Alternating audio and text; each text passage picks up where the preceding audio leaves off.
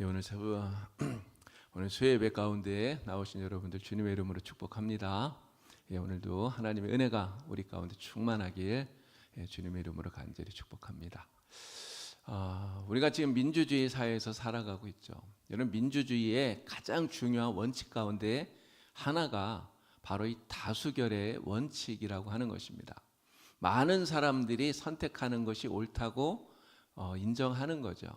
여러 가지 문제가 있을 때 그 가운데서 하나를 선택해야 될 때 많은 사람들이 선택하는, 다수가 선택하는 것을 그것을 채택하는 것이 민주주의적인 그러한 방법입니다. 자, 그런데 문제는 이게 항상 옳으냐? 사실은 그렇지 않다고 하는 거예요.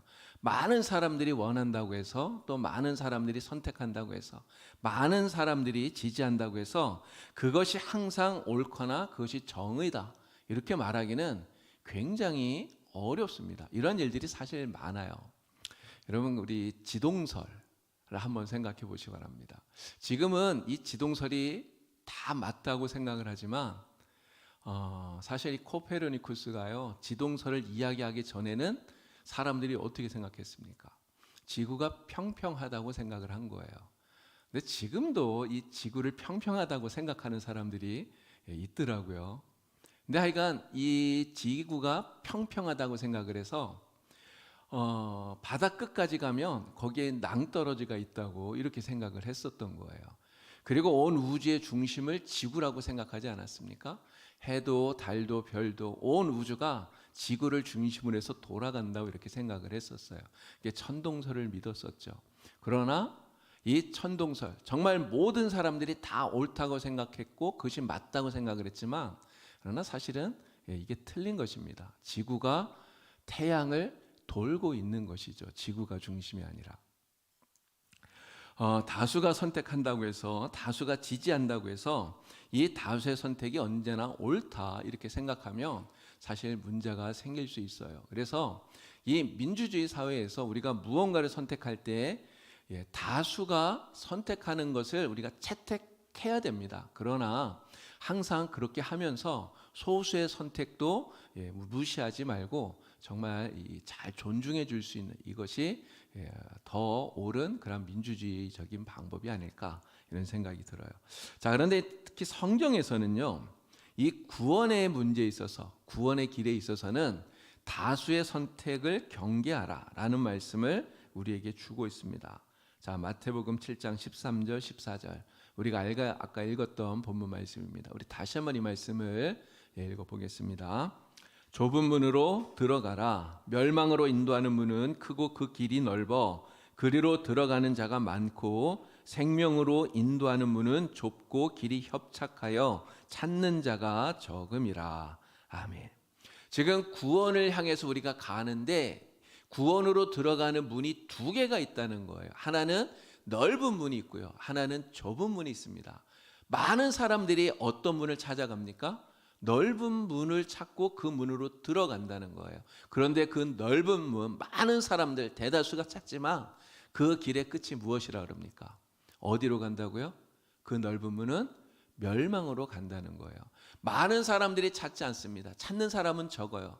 길이 좁고 협착하기 때문에. 그러나 그 좁은 문으로 들어가는 사람들, 그 길에서 생명을 얻고 영생을 얻고 구원을 얻게 된다, 성경이 이야기를 하고 있는 것이죠.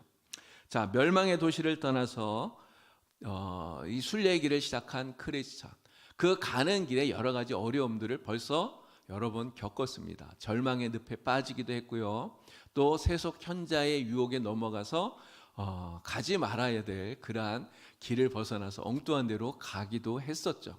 그러나 전도자의 그러한 도움으로 다시 바른 길을 찾아서 이제 드디어 좁은 문 앞에 오게 됩니다. 자, 이 이야기를 제가 한번 읽어보겠습니다. 얼마 후 그는 좁은 문에 이르렀다. 문에 이르러 보니 문에는 이런 글귀가 적혀 있었다. 두드리라, 그리하면 너희에게 열릴 것이니. 그리스도는 문을 두드렸다. 대답이 없었다. 그는 두서너 차례 더 세게 문을 쾅쾅 두드리며 외쳤다. 계십니까? 이보시오.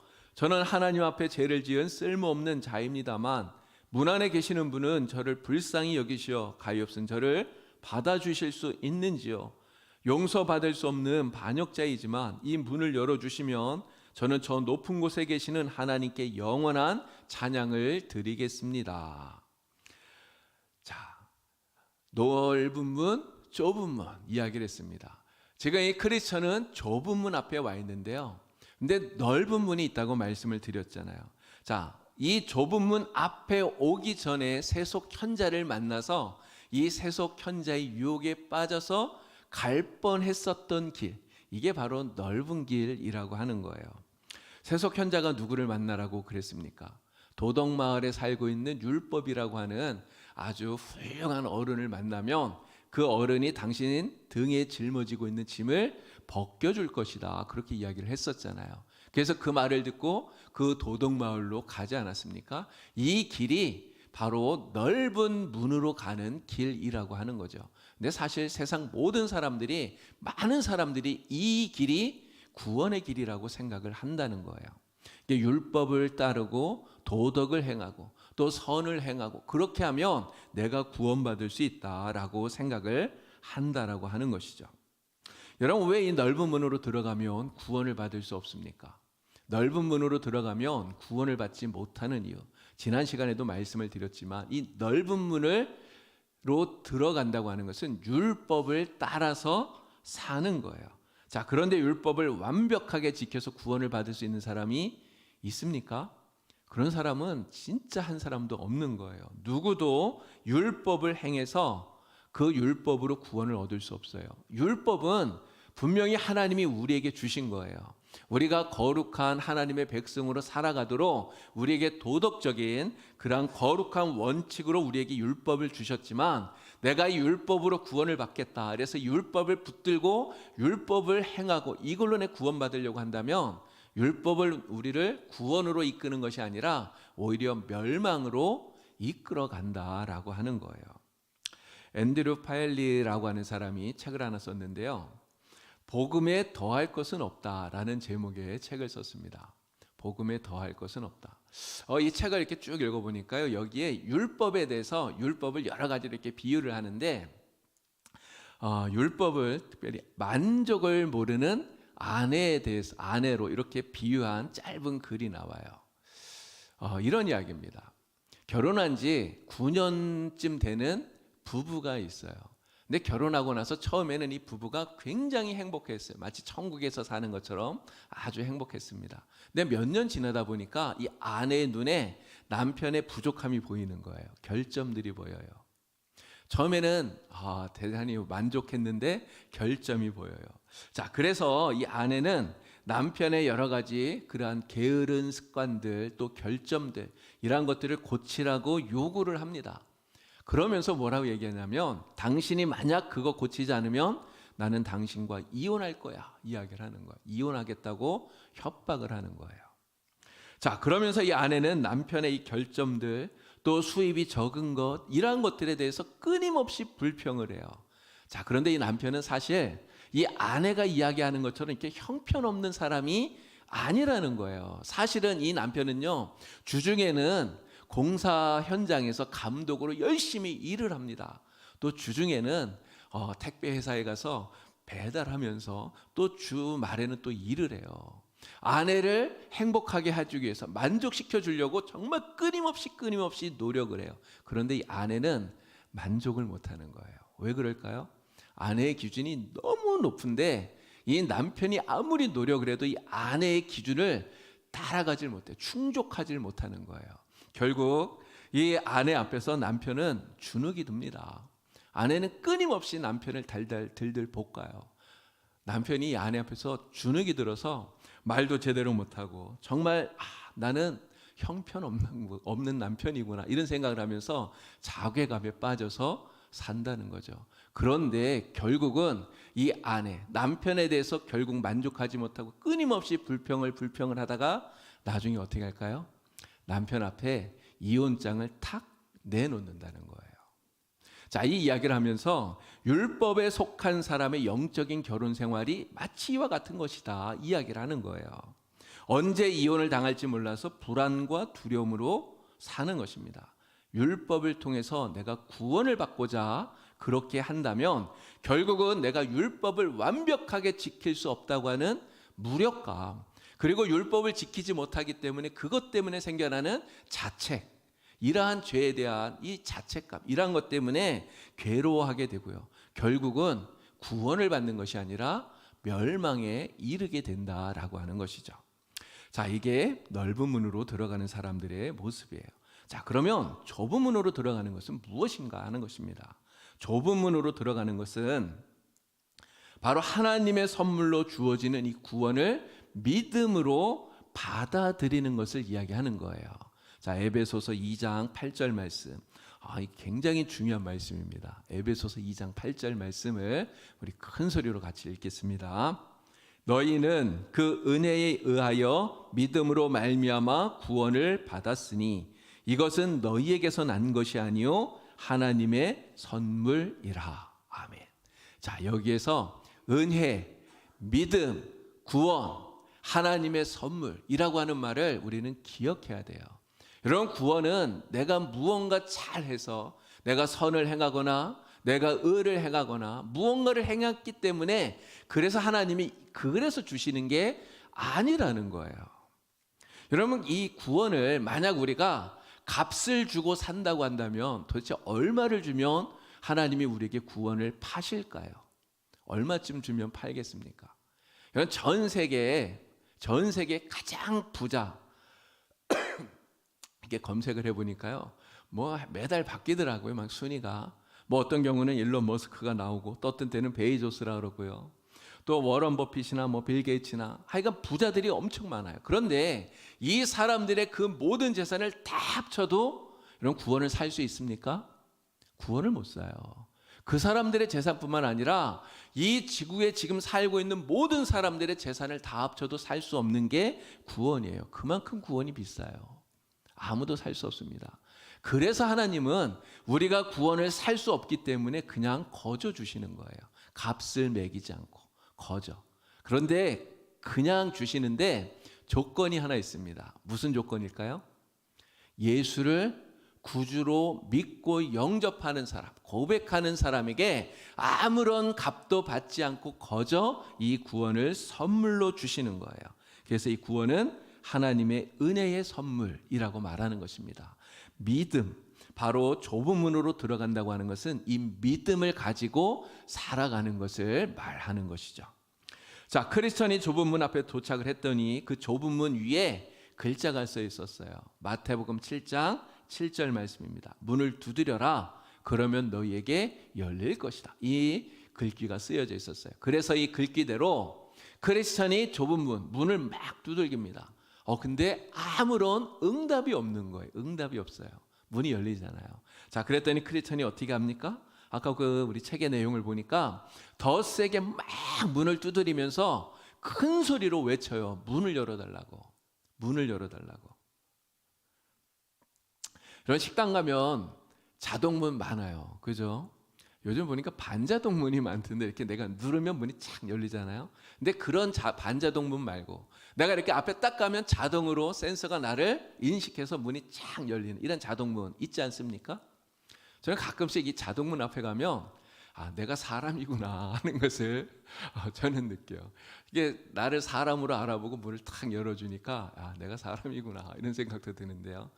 여러분, 이 자동문의 효시가 어딘지 아십니까? 처음 자동문이 어디에 나오는지 아세요? 이게 성경에 나오잖아요. 성경에 베드로가 그 헤롯에게 잡혀 있을 때 교인들이 열심히 기도하잖아요. 그랬더니 천사가 와서 베드로 딱 깨워갖고 나가는데, 이런 성경 읽어보세요. 자동문이 나옵니다. 문이 자동으로 쫙 열려요. 자, 이런 자동문, 좁은 문이 자동문이면 얼마나 좋을까 이런 생각이 들었어요. 만약에 좁은 문이 자동문이라서 내가 이 문 앞에 딱 갔을 때 문이 저절로 딱 열려서 내가 쉽게 들어갈 수 있게 하면 더 편하고 좋지 않을까. 자, 그런데 이 좁은 문은 그런 자동문이 아니라는 거예요. 내가 두드려야만 열리는 문이라는 거죠. 두드려야만.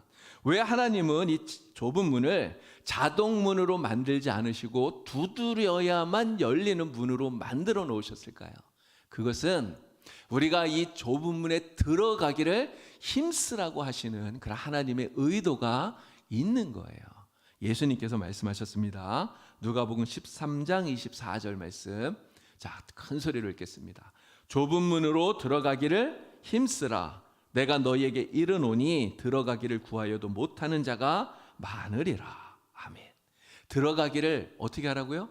힘쓰라는 거예요.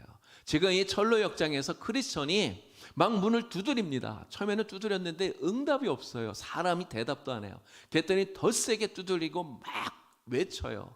바로 두드리고 외치는 이 모습이 들어가기를 힘쓰는 그러한 모습이라고 하는 거죠.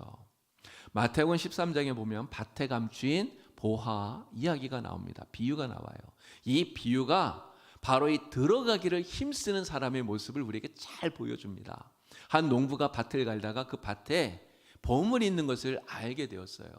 그랬더니 농부가 어떻게 합니까? 집에 가서 자기 집에 있는 모든 것들을 다 팔아요. 땅 팔고 뭐 팔고 다 팔아요. 다 팔아서 그 밭을 삽니다. 여러분, 왜 내가 가진 거 다 팔아서 이 밭을 삽니까?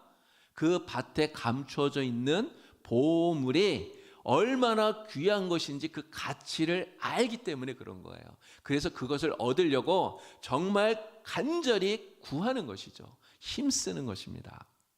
구원이 얼마나 귀중한 것인지 이 가치를 아는 사람은 좁은 문으로 들어가려고 애를 쓰는 거예요. 들어가려고 소망하는 것이죠. 그래서 문을 열어달라고 두드리고요. 그리고 들어가려고 힘을 쓰게 되는 것입니다. 자, 하나님께서 이렇게 좁은 문에 들어가도록 우리에게 힘쓰게 하시는 그 이유가 있어요. 문을 두드리게 하시는 이유. 자, 문을 두드리는 게 뭘까? 생각해 보니까 이런 기도가 아닐까 이런 생각이 듭니다. 기도. 우리가 하나님 앞에 간절히 기도하는 이게 문을 두드리는 거예요. 그럼 왜 문을 두드리게 하실까? 왜 기도하게 하실까? 그렇게 두드림으로써 기도함으로써 우리의 마음속에 우리가 들어가려고 하는 우리의 이 순례의 목적지인 천성을 더 사모하는 마음이 우리 안에 간절해지게 만든다는 거예요. 막 두드리고 나 들어가고 싶어요. 막 두드리면서 그렇게 할수록 우리의 마음속에 천국에 대한 천성에 대한 갈급함, 나 꼭 들어가고 싶어 이런 마음들이 생겨나게 된다는 거죠. 그리고 또 하나의 이유가 있는데 바로 우리의 육체 소욕을 제어하고요. 영적인 게으름에 빠지지 않도록 하기 위해서 우리가 이렇게 문을 두드리라, 기도하라, 힘써라 말씀하시는 겁니다. 우리 인간의 죄악된 본성, 또 우리의 육신은 이 영적인 것에 대해서 게으르고 무관심하게 만들어요. 우리가 그냥 가만히 있으면 우리는 더 부지런해지고 하나님의 나라를 더 자꾸만 이렇게 되는 것이 아니라 우리는 자꾸 하나님에게서 멀어지게 되고요. 영적인 것에 대해서 무관심해지고요. 자꾸만 게을러지게 된다는 거죠. 그래서 하나님은 힘써 두드리게 하시는 거예요. 기도하라라는 거죠. 기도하면 할수록 우리의 그러한 게으른 육체의 소욕을 제어하게 되고요. 그래서 게으르지 않게 된다라고 하는 것이죠. 그래서 하나님은 좁은 문에 들어가기를 힘쓰게 하시고 열심히 두드려라 이렇게 말씀을 하고 계시는 것입니다.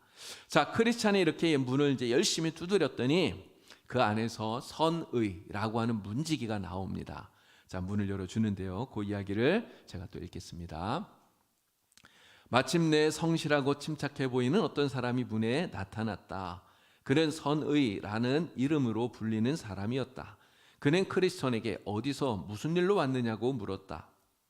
저는 무거운 짐을 진 불쌍한 죄인입니다. 다가올 진노를 피하기 위해 멸망의 도시를 떠나 영생을 얻으려고 시온산을 향해 가고 있습니다. 이 문이 그리로 가기 위해 지나야 하는 곳이라는데 제가 들어가도 괜찮습니까? 선의는 그럼요, 진심으로 환영합니다 라고 말하며 기꺼이 문을 열어주었다. 선한 크리스천 씨, 제가 당신이 가야 할 길을 가르쳐 드리겠습니다. 저 앞에 있는 좁은 길이 보입니까? 그 길이 이제부터 당신이 가야 할 길입니다. 당신의 조상들과 많은 예언자들, 그리스도와 또 제자들에 의해서 만들어진 길인데 마치 자로 그어놓은 것처럼 똑바로 닦여진 길입니다.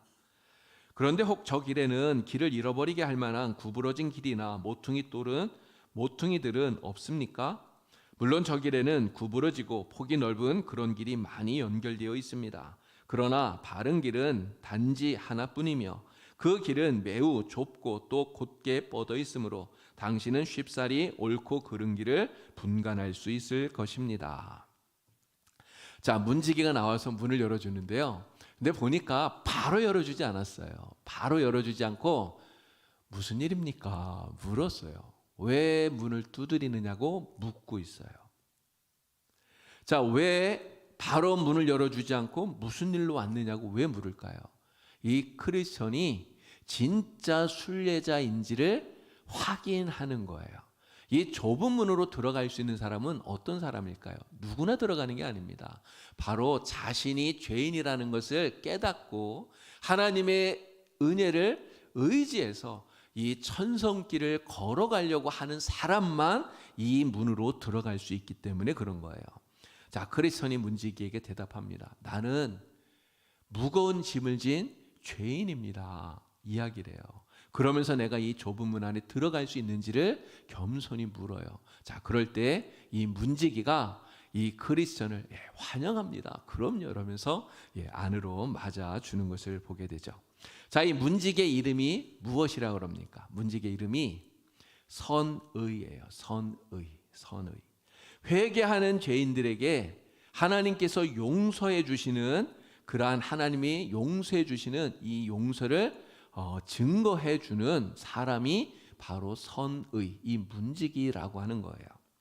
회개하고 돌아오는 사람을 하나님은 절대로 내쫓지 않아요. 다 받아들여 주신다는 거죠. 자, 이 말씀을 우리가 찾아봅니다. 이사야서 44장 22절, 히브리서 8장 12절 말씀인데요. 우리 같이 함께 읽겠습니다. 내가 내 허물을 빽빽한 구름같이 내 죄를 안개같이 없애하였으니 너는 내게로 돌아오라. 내가 너를 구속하였음이니라. 내가 그들의 불의를 긍휼히 여기고 그들의 죄를 다시 기억하지 아니하리라. 아멘. 여러분, 우리 죄가 정말 빽빽한 구름같이 아주 가득 차 있다 할지라도요, 회개하고 주님께 오면 주님이 어떻게 하신다고요? 받아주신다는 거예요. 돌아와라 이야기를 합니다. 바로 이러한 하나님의 이 용서의 은혜를 증거해 주는 사람이 이 선의라는 거예요. 여러분, 이 선의라는 사람이 과연 누구일까요? 어떤 사람이 선이겠습니까? 바로 오늘 우리가 이 선의가 되어야 된다는 거예요. 크리스천처럼 죄를 회개하고 하나님께로 돌아오는 사람들에게 하나님의 이 용서의 마음을 전해주고요, 그들을 기쁜 마음으로 교회 안으로 맞아줄 수 있는 이 선의가 바로 오늘 우리들이 다 되어야 된다고 하는 것입니다. 자, 이 선의는요, 크리스천에게 이제 앞으로 그가 걸어가야 되는 좁은 길에 대해서 이야기를 해주고 있어요. 자, 이 좁은 길을 걸어가라고 이야기를 하면서 이 길 속에서 만나게 될 생명의 길과 멸망의 길을 어떻게 구분해야 되는가, 구분하는 법을 크리스천에게 가르쳐 주고 있습니다. 생명의 길, 멸망의 길. 자, 멸망의 길은요, 우선 넓다고 얘기를 했어요. 넓다. 멸망의 길은 넓대요. 여러분, 넓다는 말은 그 길을 가면서 오른쪽으로 치우쳐도 되고 왼쪽으로 치우쳐도 되고 그래도 문제가 되지를 않는다는 이야기예요. 오른쪽으로도 왼쪽으로도 내 마음대로 왔다 갔다 할 수 있다는 거죠. 하나님의 말씀을 때때로 나의 형편에 따라서 또 나의 이익에 따라서 그냥 적당하게 그렇게 완곡하게 적용해도 아무런 문제가 되지 않는 길이 이 멸망의 길이라고 하는 것입니다. 이 멸망의 길은 넓기 때문에 세상의 원리, 세상의 방법들, 그냥 그러한 것들을 그대로 다 적용해도 된다는 거예요. 또 세상과 적당히 타협을 해도 되고요. 또 이 멸망의 길에서는 세상적인 즐거움, 쾌락도 누릴 수 있어요. 그러나 이 넓은 길, 구부러진 길, 이 길을 따라가면 결국 그 끝은 어딜까요? 멸망으로 가게 된다는 거죠. 자, 그런데 생명의 길은 길이 좁아요. 자, 아까 그 이야기 속에서 누가 이 생명의 길을 닦아 놓았는가를 이야기했습니다. 믿음의 조상들, 선지자들, 그리스도와 제자들에 의해서 이 좁은 길이 닦여졌다는 거예요. 여러분 이 길을 이분들이 만들었다는 의미가 무엇입니까? 바로 하나님의 말씀으로 이 길을 만들었다는 거예요. 그래서 이 좁은 길 생명의 길을 걸어가는 것은 바로 하나님의 말씀을 따라서 걷는 것이다, 이렇게 말할 수 있는 거예요. 하나님의 말씀을 나의 삶의 유일한 원칙으로, 규칙으로 삼고 그 말씀을 따라서 사는 것이 바로 이 생명의 길을 걸어가는, 좁은 길을 걷는다는 것이죠. 또 이 좁은 길은, 생명의 길은 곧은 길이라고 이야기를 합니다. 곧은 길. 곧다고 하는 이 말은 거룩한 것이다, 이런 이야기예요. 거룩한 길이다. 히브리서 12장을 보니까 이런 말씀이 나옵니다.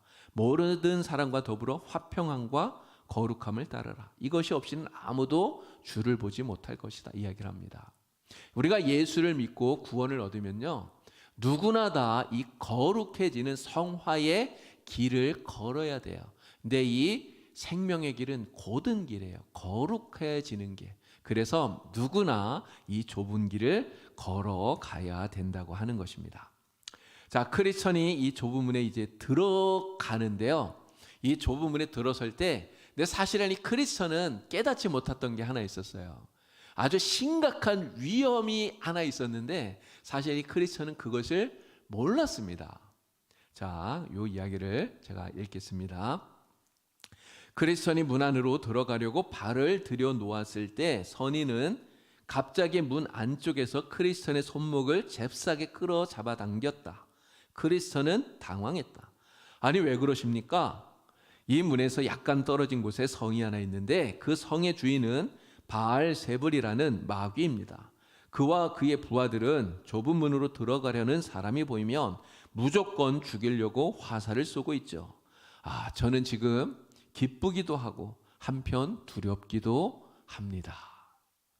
자, 크리스천이 이 좁은 문 안에 들어올 때 선의가 그 안으로 받아들여 주잖아요. 그런데 갑자기 크리스천의 손목을 잡고는 안쪽으로 확 끌어당기는 거예요. 그러니까 크리스천은 왜 그렇게 하는지 전혀 모르니까 당황할 수밖에 없었겠죠. 왜 그러십니까? 그랬더니 선의가 이야기하는 거예요. 여기에 가까운 곳에 성이 하나 있는데 바알세불의 성이다. 여러분, 바알세불이 누구입니까? 사탄이잖아요. 사탄. 마귀의 사탄이 이 좁은 문 안으로 들어가는 사람이 있으면 못 들어가게 하려고 화를 쏜다는 거예요. 화살을. 그래서 그 화살에 맞지 않도록 빨리 확 잡아 끌어당겼다라고 하는 것이죠. 여러분, 왜 바알세불이, 왜 마귀가 좁은 문 안에 들어가는 사람을 보고 왜 화를 쏠까요? 화를 쏘는 이유가 무엇입니까? 화살을 쏘는 이유. 마귀가 제일 싫어하는 게 뭐겠어요? 구원받고 영생 얻는 사람들이, 예수 모르던 사람들이 예수 믿고 영생 얻는 것을 마귀는 제일 싫어하는 거죠. 마귀의 졸개가 되어야 되는데 우리가 예수 믿고 구원받게 되면 그러면 마귀를 대적하는 자가 되잖아요. 그래서 마귀가 그것을 싫어하기 때문에 그래서 화를 쏜다는 거예요. 자, 그러면 좁은 문으로 들어가는 사람을 향해서 마귀가 어떠한 화살을 쏘는가?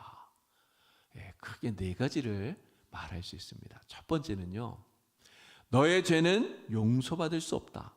하나님을 불신하게 만드는 화살을 쏘는 거예요. 제가 이거 준비하면서 탕자가 생각이 났습니다. 탕자.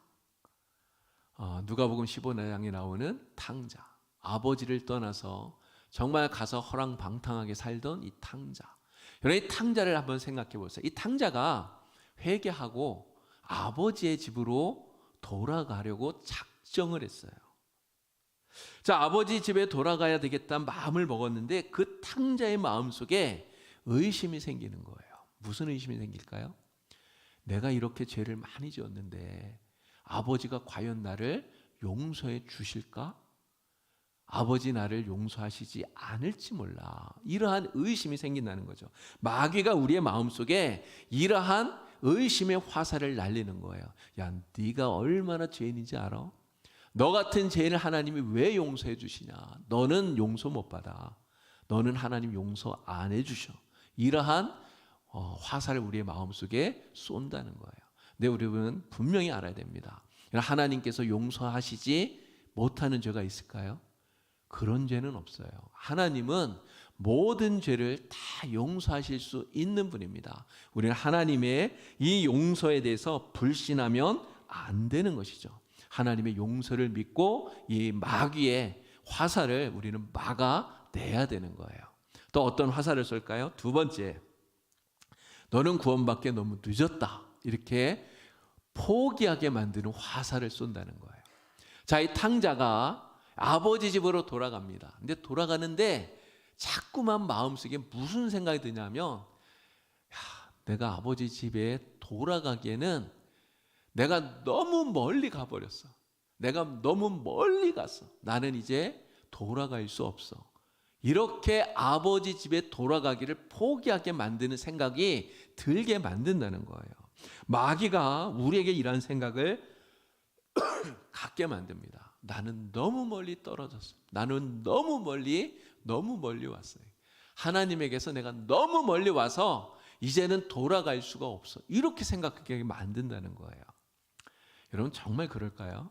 사실은 그렇지 않습니다. 아무리 멀리 떨어져 있어도요, 아무리 멀리 갔어도 거기서 돌아오면 돼요. 돌아오기만 하면 아무리 멀리 갔어도 하나님이 우리를 기쁘게 받아주십니다. 우리는 이것을 믿고 마귀의 이런 화살의 공격을 막아내야 되는 거예요. 자, 세 번째 화살, 어떤 화살을 쏠까요? 하나님은 너를 선택하지 않았다라고 생각하고 그래서 절망하게 만드는 화살을 쏜다는 것입니다. 집으로 돌아가는 이 탕자의 마음속에 계속해서 떠오르는 생각이 하나 있어요. 나 같은 죄인이 어떻게 아버지를 아버지라고 부를 수 있을까? 나는 아버지라고 부를 수 없어. 이렇게 생각하는 거예요. 아버지도 나를 아들로 인정하지 않을 거야. 이렇게 생각하는 거예요. 그럼 마귀가 자꾸만 우리에게 이런 생각을 하게 만듭니다. 내 꼬라지를 보니까 너무나 비참하다. 정말 죄로 인해서 내 꼬라지가 너무너무나 비참하다. 나 같은 이러한 죄인을 하나님이 왜 선택하실까? 하나님은 나를 버리실 거야. 하나님도 나를 버리실 거야. 하나님 나를 선택하지 않으실 거야. 이렇게 생각을 한다는 거죠. 근데 이런 생각을 하면 결국은 스스로 하나님께 나아가기를 포기하게 되는 거예요. 그렇게 만들려고 화살을 쏜다는 거죠. 근데 우리는 분명히 알아야 됩니다. 하나님은요, 선택하지 않는 사람이 없어요. 하나님은 모든 사람을 다 선택하십니다. 모든 사람들을 다 선택하기 위해서 예수님을 십자가에 우리 대신 달려 죽으시게 한 거예요. 예수님께서 십자가에 달려 죽으실 때 우리 대신 예수님을 버리시고 그리고 우리를 선택하신 거예요. 우리는 하나님이 정말 나를 이렇게 선택하셨다고 하는 그 믿음을 가지고 하나님께로 돌아가기만 하면 되는 것입니다. 그러면 누구라도 하나님은 기뻐하시고 다 용서하시고 받아들여 주시는 것이죠. 자, 마지막 네 번째 화살. 너의 능력으로는 이 좁은 길 갈 수 없다 라고 착각하게 만드는 화살이에요. 근데 이 화살은요, 마귀가 우리에게 가장 많이 날리는 화살인 것 같습니다. 많은 사람들이 이런 생각을 해요. 나는 믿음이 너무 약해서 신앙생활을 잘 못해. 이런 생각을 하는 거죠. 나는 믿음이 너무 약해서 교회에 끝까지 잘 못 다닐 것 같아. 이런 생각을 해요. 나는 성경 말씀을 다 지킬 자신이 없어. 이런 생각을 해요. 그래서 이 좁은 길 나는 끝까지 걸어갈 자신 없어. 나는 아마 중간에 포기할지도 몰라. 이런 생각을 하게 된다는 것이죠. 그래서 좁은 길 가기를 포기하게 만드는 것입니다. 그래서 생명의 길, 이 좁은 길은 사실 가기 쉬운 길이 아니에요. 이 좁은 길, 정말 좁고 길이 협착합니다. 그래서 이 길은 가기가 너무나 어려운 것이 사실이에요. 그런데 그래서 이 길을 내 힘으로 나의 능력을 가지고 가려고 하면 그런 사람은 결국은 이 길을 끝까지 가지 못하고 결국은 실패할 수밖에 없다고 하는 것입니다. 근데 우리가 분명히 알아야 되는 것이 있습니다. 여러분, 왜 우리가 이 길을 가게 되었습니까? 이 순례의 길을 떠나게 된 이 구원의 은총의 시작이 사실은 우리부터가 아니에요. 하나님으로부터 시작이 된 거예요. 말씀을 통해서 내가 죄인인 것을 깨닫게 하시고 그리고 이 길을 걸어가도록 이 길로 하나님이 우리를 이끌어 주신 거예요. 하나님의 은혜로 이 길을 시작했다는 거죠. 결국 우리가 이 믿음의 길, 이 생명의 길, 좁은 길을 걸어가는 것도요, 내 힘으로 걸어가는 것이 아니라 하나님의 은혜로 걸어가는 것이다라는 것을 우리는 분명히 알고 하나님의 은혜를 구하고 하나님의 은혜로 이 길을 걸어가야 되는 것입니다. 그런데 마귀가 자꾸만 우리 자신의 힘과 능력으로 이 길을 가라고 우리를 부추기는 거예요. 내 힘으로, 내 능력으로 이 길을 가라고 이야기를 하는 거예요. 그러다 보니까 야, 나는 못해. 나는 못 가. 나는 믿음이 너무 약해서 나는 할 수 없어. 스스로 그렇게 포기하게 만들고 좌절감에 빠지게 하거나 반대로요, 정말 주제 넘은 생각을 하게 만들기도 한다는 거예요. 아, 나는 갈 수 있어. 나는 충분히 내 힘으로 갈 수 있어. 그래서 교만함에 빠지게 만든다라고 하는 것이죠. 그러나 오늘 우리는 정말 이 믿음의 길, 나의 능력으로 가는 것이 아니라 하나님의 은혜로 가는 것이다. 이 생각을 분명히 가지고요, 정말 하나님의 은혜로 이 믿음의 길, 십자가의 길, 중간에 포기하지 말고 끝까지 가면서 마귀가 우리에게 어떠한 화살을 쏘더라도 다 막아낼 수 있는 우리 모두가 될 수 있길 바랍니다. 자, 크리스천은요, 이 선의의 말을 듣고 자, 이런 이야기를 했어요. 기쁘기도 하지만 한편으로는 두렵습니다. 이런 이야기를 해요. 여러분, 왜 기쁘다는 말을 했을까요? 크리스천이 그 멸망의 도시를 떠나서 여기까지 오는데 여러 가지 어려움들이 있었어요. 절망의 늪에 빠졌고요, 또 세속 현자의 유혹에 넘어가서 길을 잘못 들어서 정말 위기의 순간에 처하기도 했었어요. 자, 그런데 전도자를 보내서 다시 길을 찾게 하고, 그래서 이 좁은 문 안에 들어오게 한 거 아닙니까? 하나님께서 그 모든 순간순간 도와주시고 지켜주시고 그래서 이곳까지 오게 하셨다는 이것을 생각하면, 지금까지 베푸신 은혜를 생각하면 너무 기쁜 거예요. 그래서 너무 기쁩니다. 근데 한편으로는 두렵다는 거예요. 왜 두렵습니까? 앞으로 내가 가야 할 이 순례의 길에 어떠한 어려움이 있는지를 몰라요. 어떠한 위기가 있는지를 몰라요. 근데 그러한 어려움들, 위기들 내가 계속해서 만나야 되고 그거 내가 극복하면서 가야 되니까 두려운 마음도 든다는 것이죠. 자, 그러나 오늘 우리는 분명히 알아야 됩니다. 이 순례의 길 우리가 혼자 걸어가는 게 아니에요. 누가 같이 갑니까? 주님께서, 성령께서 우리와 함께 동행하시는 거예요.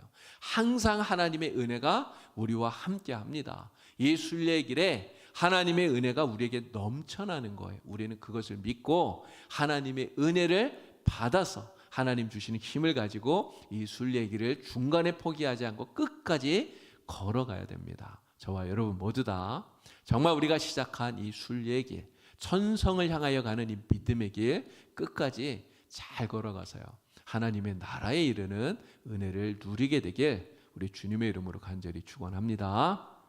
네, 기도하겠습니다. 하나님 아버지, 오늘 우리가 믿음으로 이 순례의 길을 걷게 하시니 참으로 감사합니다. 오늘 우리가 지금까지 이 길을 걸어오는 동안 하나님께서 우리와 함께 하신 것처럼 앞으로도 우리와 함께 하여 주시고 또 우리를 지켜주시고 우리를 도와주실 줄 주여 믿습니다. 하나님의 은혜에 감사하면서 또 우리 주님을 의지하고 끝까지 이 순례의 길을 걸어가는, 그래서 믿음으로 하나님의 나라에 들어가는 주의 백성들이 되게 하여 주시옵소서. 예수님의 이름으로 기도드리옵나이다. 아멘.